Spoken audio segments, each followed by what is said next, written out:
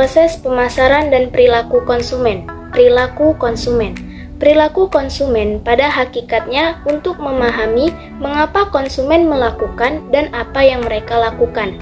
Schiffman dan Canuck mengemukakan bahwa studi perilaku konsumen adalah suatu studi mengenai bagaimana seorang individu membuat keputusan untuk mengalokasikan sumber daya yang tersedia atau waktu, uang, usaha, dan energi. Konsumen memiliki keberagaman yang menarik untuk dipelajari karena ia meliputi seluruh individu dari berbagai usia, latar belakang budaya, pendidikan, dan keadaan sosial ekonomi lainnya. Oleh karena itu, sangatlah penting untuk mempelajari bagaimana konsumen berperilaku dan faktor-faktor apa saja yang mempengaruhi perilaku tersebut. Selanjutnya, faktor-faktor yang mempengaruhi perilaku konsumen. Yang pertama, faktor kebudayaan. Yang kedua, faktor psikologi. Yang ketiga, faktor sosial. Dan yang terakhir, faktor pribadi. 1. Faktor kebudayaan.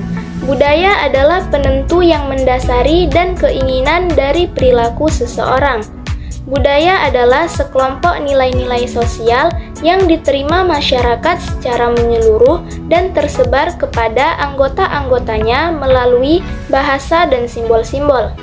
Setiap budaya terdiri dari sub-sub budayanya yang lebih kecil yang menyediakan identifikasi dan sosialisasi yang lebih spesifik bagi anggota-anggotanya. Subbudaya meliputi kebangsaan, agama, ras, dan daerah geografis. 2. Faktor sosial. Faktor sosial mengacu pada berbagai aspek dalam masyarakat yang mempengaruhi perilaku, pandangan, dan interaksi antar individu. Faktor sosial ini mencakup berbagai elemen dan berperan penting dalam membentuk kepribadian, nilai-nilai, norma, serta cara individu berinteraksi dengan lingkungan sekitarnya. Beberapa faktor sosial utama meliputi budaya, struktur sosial, grup sosial, pendidikan, agama, media massa, ekonomi, politik, teknologi, dan perubahan sosial. 3. Faktor pribadi. Faktor pribadi mengacu pada karakteristik, kecenderungan, dan atribut individual yang memengaruhi perilaku dan pengalaman seseorang. Faktor ini bersifat unik untuk setiap individu dan dapat mencakup berbagai aspek kehidupan pribadi. Beberapa contoh faktor pribadi meliputi kepribadian, motivasi, nilai, pengalaman hidup, pengetahuan dan keterampilan, kesehatan mental dan fisik, tujuan dan ambisi, kondisi ekonomi, usia dan tahap hidup, dan budaya dan identitas pribadi.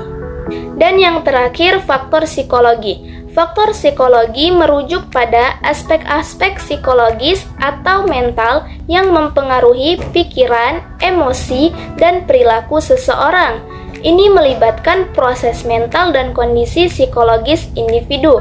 Beberapa faktor psikologi meliputi kognisi, emosi, motivasi, perkembangan psikologis, kepribadian, persepsi dan interpretasi, kesehatan mental, stres dan coping, pilihan hidup dan preferensi, dan yang terakhir keterampilan sosial. Selanjutnya, tahap-tahap dalam proses keputusan pembelian.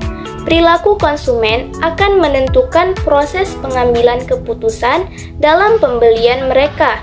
Proses pengambilan keputusan tersebut merupakan sebuah pendekatan penyelesaian masalah yang terdiri atas 5 tahap, yaitu sebagai berikut. 1. Pengenalan masalah. Proses pembelian bermula dari mengenali kebutuhan. Pembeli merasakan perbedaan di antara keadaan nyata dan kondisi yang diinginkan. Kebutuhan dapat dipicu oleh stimuli internal pada saat kebutuhan normal, seperti lapar, haus, hasrat seksual yang muncul hingga tingkat yang dapat menjadi pendorong. Dari pengalaman yang pernah terjadi, orang telah mempelajari cara mengatasi dorongan demikian dan motivasinya, ke arah yang diketahuinya akan dapat memenuhi kebutuhan tersebut. 2. Pencarian informasi. Konsumen disadari atau tidak akan mencari informasi. Jika motivasinya kuat dan produk yang sesuai dengan kebutuhan dan harganya terjangkau olehnya, mungkin ia akan membelinya. Jika tidak, maka konsumen itu barangkali hanya akan mengingat kebutuhan tersebut atau mencari informasi sebatas berkaitan dengan kebutuhannya. Yang ketiga, evaluasi informatif. Cara konsumen memproses informasi untuk sampai pada pemilihan merek disebut evaluasi alternatif. Yang keempat, keputusan pembelian. Pada tahap evaluasi dalam pembelian, beberapa aktivitas lain diperlukan, seperti pemilihan tub, penentuan kapan akan membeli, dan kemungkinan finansialnya. Setelah ia menemukan tempat yang sesuai, waktu yang tepat, dan dengan didukung oleh daya beli, maka kegiatan pembelian dilakukan. Dan yang terakhir, perilaku pasca pembelian. Jika kinerja produk sesuai dengan harapan konsumen, konsumen akan puas. Jika tidak, kemungkinan pembelian kembali akan berkurang. Selanjutnya, proses pemasaran. Pemasaran adalah salah satu kegiatan pokok yang perlu dilakukan oleh perusahaan, baik itu perusahaan barang atau jasa, dalam upaya untuk mempertahankan kelangsungan hidup usahanya. Hal tersebut disebabkan karena pemasaran merupakan salah satu kegiatan perusahaan di mana secara langsung berhubungan dengan konsumen. Proses pemasaran mencakup 6 tahap utama. Yang pertama, penetapan tujuan pemasaran. Yang kedua, analisis situasi. Yang ketiga, penetapan sasaran pasar. Yang keempat, pengembangan strategi pemasaran. Yang kelima, pelaksanaan. Dan yang terakhir, evaluasi. 5 langkah tahapan pemasaran. 1. Identifikasi. Mengidentifikasi dan memahami pelanggan adalah kunci keberhasilan bisnis apapun. Di sini, Anda harus mengumpulkan informasi untuk menjalankan tahapan selanjutnya. Langkah ini juga bisa disebut riset pemasaran. Anda perlu melakukan penelitian ini untuk mendapatkan informasi tentang bisnis, target audiens Anda, produk yang Anda pasarkan, dan kompetitor Anda. Yang kedua, pengembangan strategi. Setelah Anda mengumpulkan semua informasi yang Anda butuhkan, Anda dapat melangkah lebih jauh untuk proses pemasaran dan mulai dengan membuat strategi pemasaran intrinsik seperti marketing goals, strategi pemasaran, rencana pemasaran, serta pembuatan identitas. 3. Pengambilan keputusan. Setelah Anda memiliki tujuan yang jelas dan membuat strategi yang sesuai, saatnya membuat beberapa keputusan saat mengembangkan rencana pemasaran.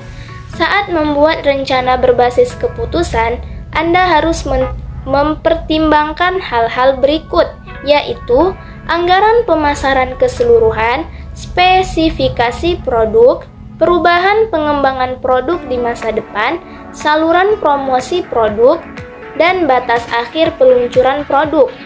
Yang keempat, eksekusi dan promosi. Setelah Anda menyusun draft rencana Anda, saatnya untuk melaksanakannya. Tentukan apa yang Anda lakukan dan berkonsentrasilah untuk memanfaatkannya sebaik mungkin. Setelah proses eksekusi rencana, saatnya Anda harus memulai promosi. Anda harus membuat contoh produk dengan fungsi terbatas dan mempromosikannya ke platform Anda. Platform itu bisa berupa situs web bisnis, blog, artikel, dan aplikasi mobile. 5. Evaluasi. Langkah terakhir dari tahapan pemasaran adalah meninjau dan mengevaluasi hasil. Ini termaksud faktor pelacakan seperti berapa banyak pelanggan yang terlibat dengan iklan dan apakah perusahaan mencapai KPI yang diinginkan. Setelah menganalisis data dan membuat laporan terperinci, perusahaan dapat mengadaptasi rencana pemasaran untuk memaksimalkan keuntungan di masa depan. Kesimpulan dari makalah ini adalah menyoroti pentingnya pemahaman mendalam terhadap interaksi kompleks antara perusahaan dan konsumen. Proses pemasaran mencakup serangkaian tahap, mulai dari penetapan tujuan hingga evaluasi kinerja, dan setiap tahap memiliki peran penting dalam memastikan keberhasilan strategi pemasaran. Pentingnya analisis situasi sebagai langkah awal dalam proses pemasaran menegaskan perlunya organisasi untuk memiliki pemahaman yang menyeluruh tentang pasar, pesaing, dan lingkungan eksternal.